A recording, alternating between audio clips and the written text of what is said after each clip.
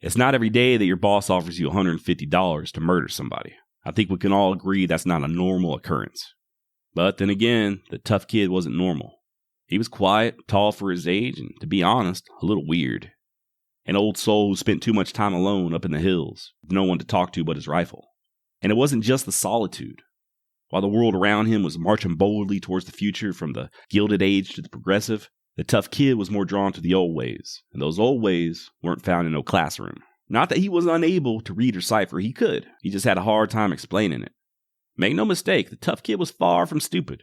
Despite his lack of a formal education, he was sharp and had a near photographic memory. But most of all, he was tough. And he came from a tough stock. His father had chased Comanche once upon a time up on the Llano, under Mackenzie, and his grandfather before him as a trader down in Old Mexico. A job that earned him an arrow to the head and a short stint as a captive, but he survived. And while there were no more wild Indians around for the tough kid to carry on that particular family tradition, that didn't stop him from forming a youthful obsession with the natives as he attempted to imitate their ways. He learned to walk silently through the forest, how to stalk and track animals and mimic their calls, and how to make every bullet count. And just like the Native Americans he so admired, the tough kid didn't need a church to worship his God his way. He built a kind of altar there in the forest, so he could talk to what he referred to as the Old Master, which, as odd as it sounds, isn't that unbelievable, considering he did have plans to one day become a preacher. But when the tough kid wasn't conversing with the Almighty, he was mostly honing his skills as a woodsman. He even became damn near as proficient with a blade as he was with a long gun. Matter of fact, he took to hunting armadillos with nothing but his Bowie knife. Said they tasted like a fine-grained, high-quality pork.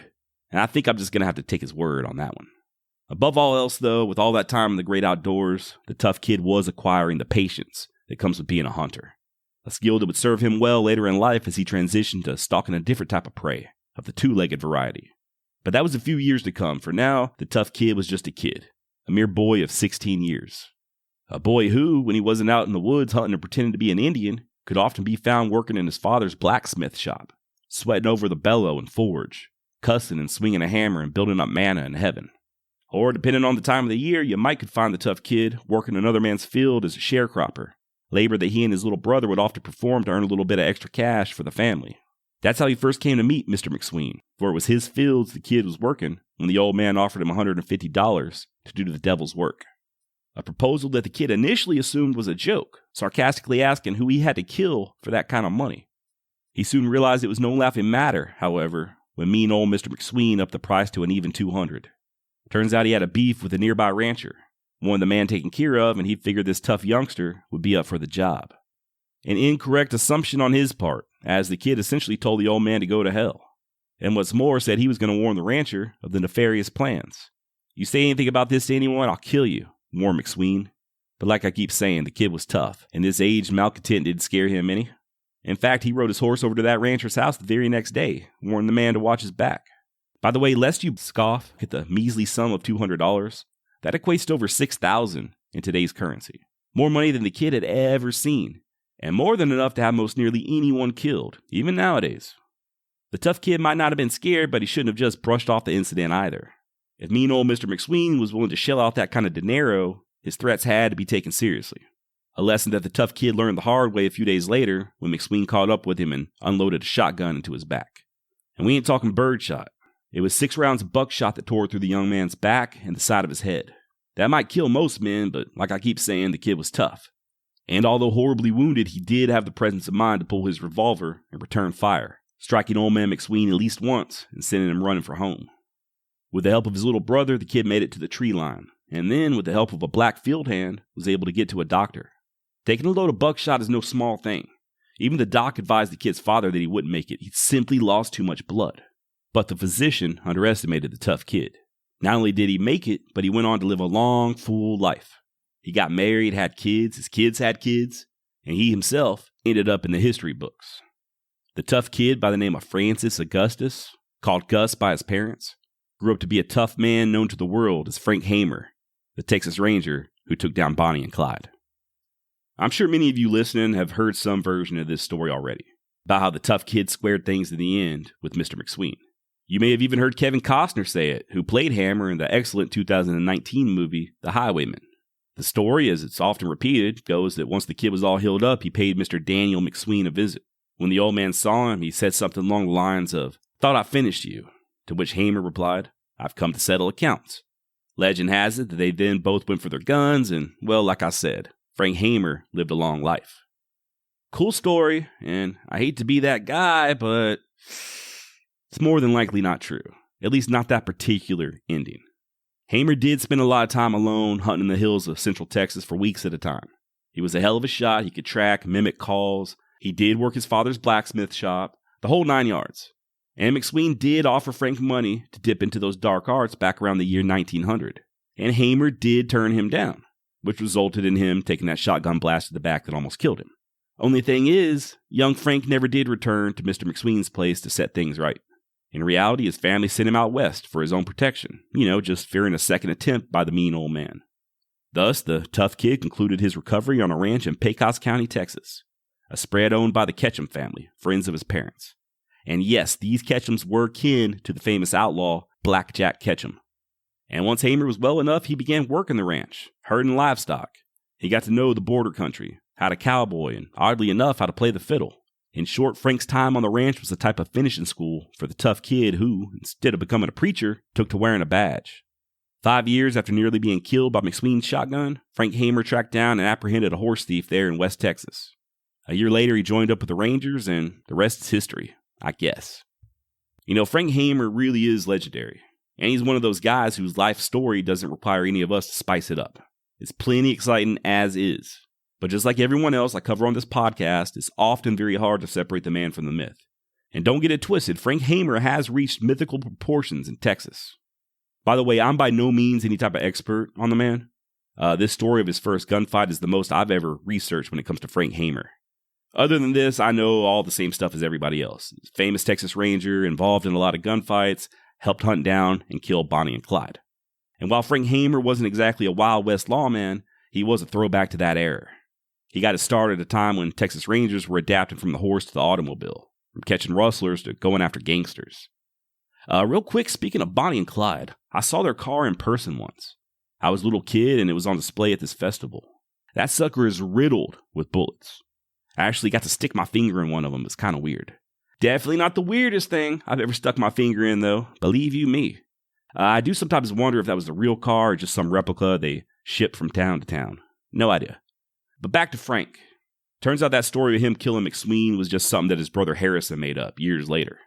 And since it sounds cool, it stuck and still gets repeated to this day, both in print and on film. It's a story I first read about in an article aptly titled Frank Hamer's First Gunfight by Mark Boardman. I emailed Mark and he was kind enough to point me in the direction of the book Texas Ranger, The Epic Life of Frank Hamer, the Man Who Killed Bonnie and Clyde, by John Boessnecker.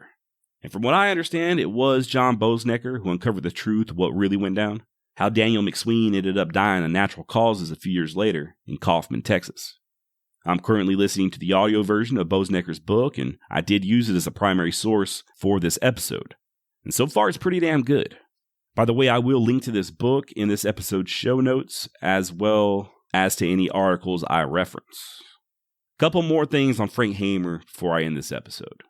What do I always say? History is complicated, and the esteemed Frank Hamer is no exception. I mentioned the black sharecropper who helped save Frank's life after he got gunned down. Hamer would later go on to declare that this field hand was his best friend, saying, quote, "That man caused me to be living today," end quote. And supposedly this was a favor that Hamer never forgot. And this was a time when race relations weren't exactly at their best in the state of Texas. Nevertheless, in the 1920s, Hamer worked in opposition against the Ku Klux Klan, putting his life at risk and stopping over a dozen lynchings of African Americans, at least according to some sources that I read. And this was when a whole lot of black people were getting strung up just for being black, and a whole bunch of white people, including lawmen, were turning the blind eye to it. But not Frank Hamer. However, I would be remiss if I failed to mention that there are some who aren't so convinced that Hamer was the most open-minded when it came to racial equality, at least not when it came to serving and protecting. I stumbled across an article from the Washington Post I thought I'd share, just in the name of fairness and, because I do enjoy a little bit of controversy every now and then. The March 31st, 2019 article titled, "How the Highwaymen Whitewashes Frank Hamer and the Texas Rangers" was written by Monica Munoz Martinez.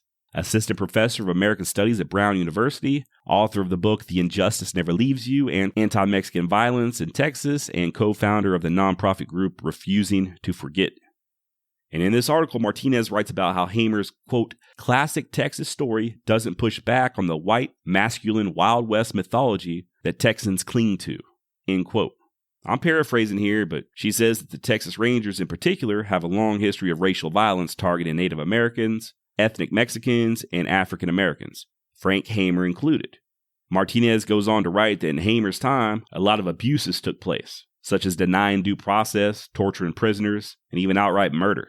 And Texas Ranger Frank Hamer played a significant role in undermining investigations into these matters, to the point he even tried intimidating witnesses. And while I haven't finished John Boessnecker's book, I am curious to learn more about Frank's life and see if any of these allegations are touched on.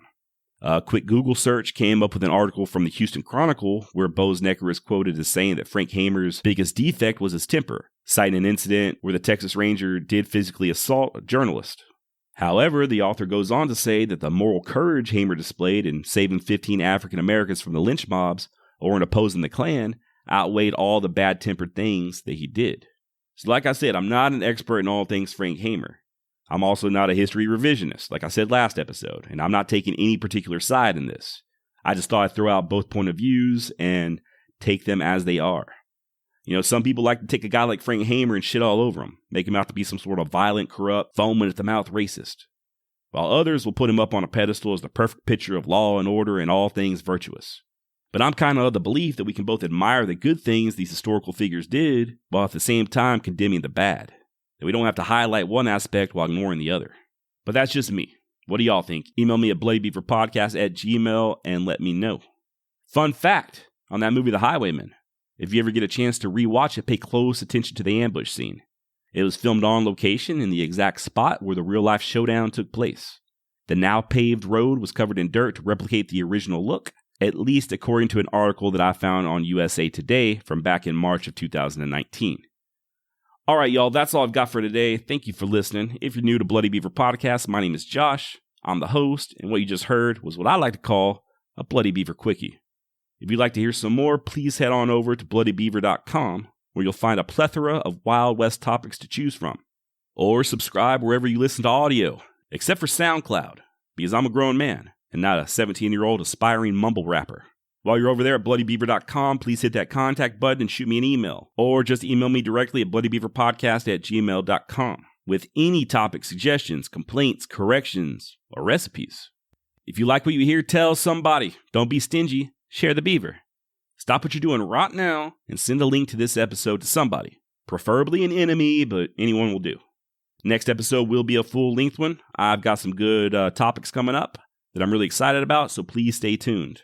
And remember, if a grumpy old sharecropper tries to hire you to murder someone, do not turn your back to him. All right, y'all, stay black.